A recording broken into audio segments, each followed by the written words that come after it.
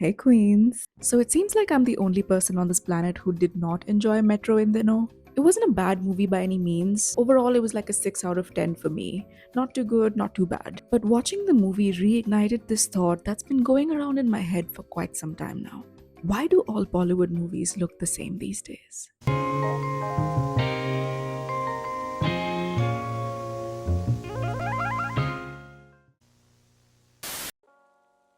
Why do all Bollywood movies look the same these days? Do you know what I'm talking about? Oh, maybe you don't.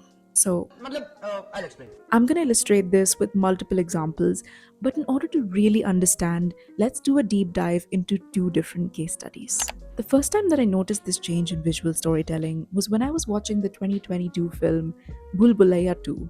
Okay, so let's get one thing out of the way. The sequel by no means matches up to the level of the original Bhul Bhulaiya film from 2007, which in itself was a remake of the 1993 Malayalam movie Mani Chitrataru. Bulbula is like one of my favorite movies of all time, and I've seen it probably like 30, 40 times in my entire life. There's so many things that make this movie a cult classic. But amongst those things is the way that it uses visual storytelling. I'm not a filmmaker, so I'm not going to pretend to know anything about the technical aspects of the movie. But even as a layman, I can appreciate that there are certain things about the film that make it different from its sequels. One of the things that stood out to me, for example, is the way that the film uses light and shadows, especially the way that it utilizes positive and negative space in so many of its scenes. The wide shots of the characters interacting in the Haveli, as well as the scenes that showcase the massive scale of the Haveli itself, are so useful in letting us know the large and imposing nature of the threat that the characters are facing. In fact, the Haveli itself is an important character in the film. In the beginning, it is totally dark, shrouded in mystery. As the characters continue to explore the space, the different corners of the Haveli are unveiled. The mystery slowly unravels itself until the climax, where the scale of the Haveli makes the actors look so small, indicating that the danger level has peaked. And when it's all fixed, the palace is shown bathed in color and sunlight. The spaces and people aren't always well lit. The set is allowed to look a little old and lived in. People are dressed in simple clothes, no frills, no bling, except when there's an occasion, and even the way or the arrangement in which characters are placed in scenes just feels so natural and like not staged at all. In contrast, stills from the 2022 film feels so artificial, staged, and sanitized. The 2022 version feels like looking through the lens of a camera or watching a play on stage. Nothing wrong with that, nothing wrong with films that look like that. But the 2007 version makes it feel like we are in the same room with the characters while the events of the film are taking place. Okay, so this is the poster for Bhul Bhulaiya 2, and just by looking at the poster alone, can you tell that this is a horror comedy? I cannot, I'll be very honest. Is it a horror comedy or a rom com? I could not tell you. Like, why is it so colorful and vibrant? To be fair, one could say that this is just like a trend in the poster design industry at the moment, and it's meant to like grab our attention, and that's why it's designed this way.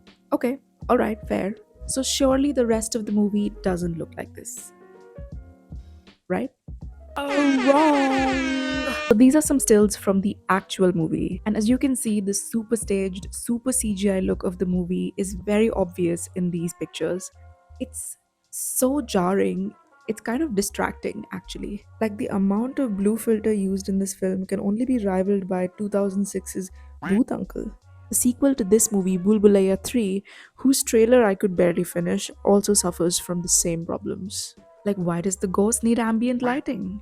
Are we watching Bulbulaya 2 or are we watching the 2014 movie Khoobsurat, produced by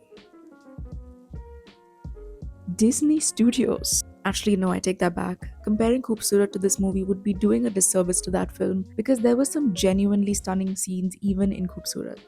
Listen, for all the rabid Karthik Aryan fans who are gonna come at me saying, No, Bulblaya 2 looks so good. I'm not saying it doesn't. If this is an aesthetic style that you enjoy, that's fine, good for you. I'm just saying that the visuals don't match the vibe of the kind of movie that it's trying to be. This is a horror comedy, yes? For comparison, here's some stills from Stree, another popular movie in the same genre. Notice how, despite the comedic elements in Stree, the visuals do create a sense of real tension and danger in the film, whereas the visuals of Bulbulaya 2 have the opposite effect. in a way almost minimizing the threat of the spirit, making it look kind of outlandish and comical, even though, as I said, we are dealing with an actual spirit this time. Then again, considering how unnecessarily loud, over the top, and garish everything else is in Bulbulaya 2, maybe the visuals do match the vibe of the film. Now let's talk about our second case study, Metro in Dino, the spiritual successor to 2007's Life in a Metro. I recently rewatched Life in a Metro, so the movie is still quite fresh in my mind. And let me tell you, I was so surprised by the visuals of this film. First of all, the movie feels like a proper peek into the lives of several individuals who are interconnected in the same city. In the sense that it's really like being a fly on the wall. That's a good thing, by the way, in this context. And it's like you're watching the events of the movie play out in real time. Even Pritham and his band of musicians feel like the unofficial narrators of the story rather than your annoying neighbors blasting their music at full volume on a Thursday night and interrupting your Netflix series, which is how they feel in the new movie. But, anyways, coming back to the visuals. So, we watched this movie in the theaters, my mom, my auntie, and I. And afterwards, they were reminiscing about this scene from Life in a Metro.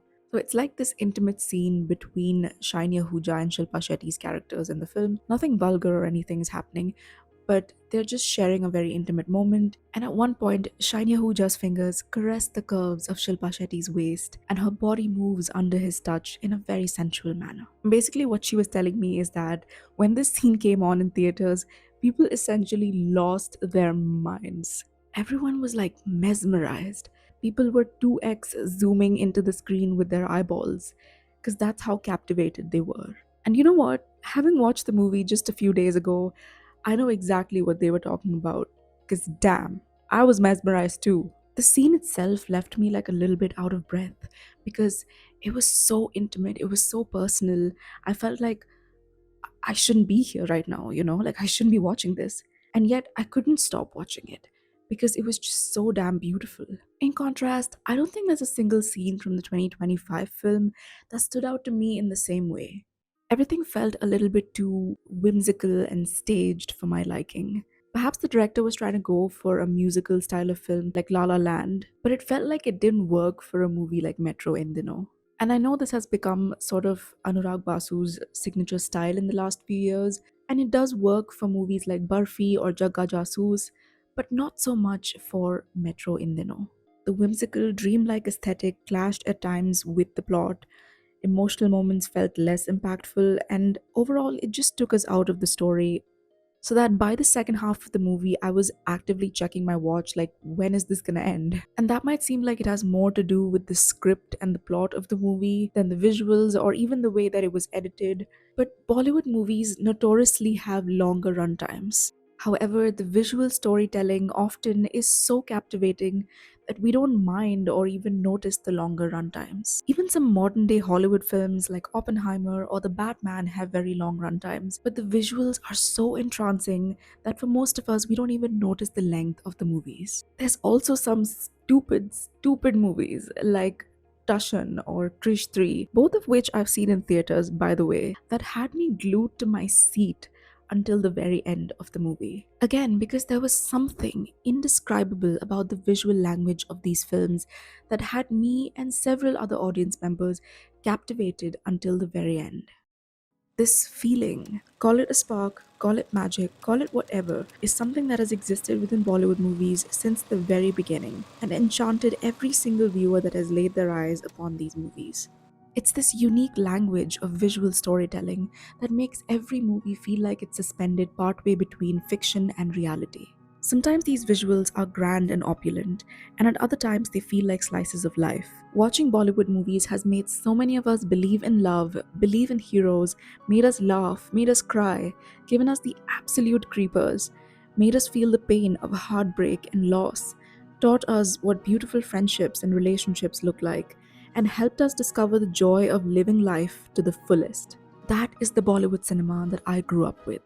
That was sometimes larger than life, outrageously glamorous and aspirational, and at other times so down to earth, so real, so comforting that it felt like a warm hug on a cold winter's day. Call me dramatic, but that is the Bollywood legacy that I'm sometimes afraid that we're losing. I'm also aware of the impact of the OTT craze on modern day Bollywood films. A lot of movies these days are now either made for TV or streaming, or find their streaming release just a few weeks after their theater releases. So, to accommodate, I'm guessing they're shot differently, and as a result, a lot of their visual features are also different. The immense global popularity of a number of streaming platform shows, such as Stranger Things, Bridgerton, and Squid Games, has also impacted this change in visual and aesthetic style in media. I personally feel like I've seen a number of movies and TV series trying to imitate the visual language of these shows, and also observed a brighter, more whitewashed style similar to K dramas becoming popular in Bollywood movies. Like, tell me this doesn't look like Ami Tomar K pop version. Don't mind बेटा मैं सिर्फ example दे रही हूँ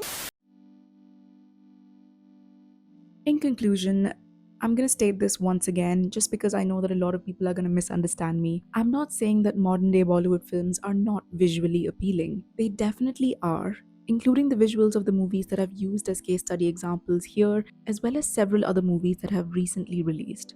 A lot of them are quite aesthetically pleasing, but my issue is that they all look so highly edited, polished, color coordinated, staged, and symmetrical, with similar lighting, similar shots, and similar color palettes that there's no way for me to differentiate between them anymore. And none of them end up sticking in my mind, or rather, they all blend together, which is such a shame because at a time when our stories are becoming more and more reality focused, our visuals are leaning more and more into looking artificial and staged and perfect, when they should be reflecting the flaws, the grit, the rawness, and the mess of real life. All I'm saying is that I don't want all movies to look like a Colgate commercial or an aesthetic YouTube vlog. I miss the times when a movie like Raz didn't look like Race didn't look like Barfi didn't look like Bulbulaya, and Bulbulaya didn't look like Life in a Metro. I miss when each Bollywood movie had its own unique visual language and signature. When watching these films felt like getting a unique glimpse into the soul and the psyche of the people who created these movies. I'm also not unaware that even in the modern day, there have been films that have been exceptions to this singular Candyland aesthetic. Movies like Lapata Ladies, All We See as Light, and even a film like Monica Oh My Darling, whose visuals and music borrow heavily from the 70s noir vibes. In fact, even a movie like Animal by Sandeep Reddy Vanga, who I am definitely not the target audience of. I do have to commend the director for crafting his own unique visual signature with his films, and for always making exactly the kind of movies that he wants to make, despite what the audience's tastes might be at the time.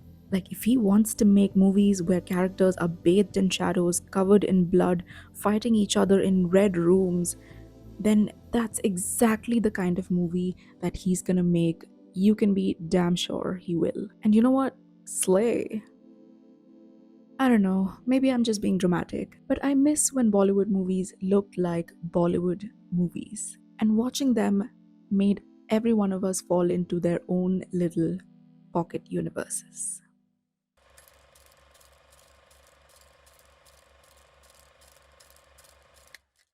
Oh, hey, if you made it to the end of the video, don't forget to like, comment, subscribe, and follow me on all my socials. Thank you for listening to my yapping. Unfortunately, I will be back to do it again. And when I do, I hope to see you there. Okay, bye.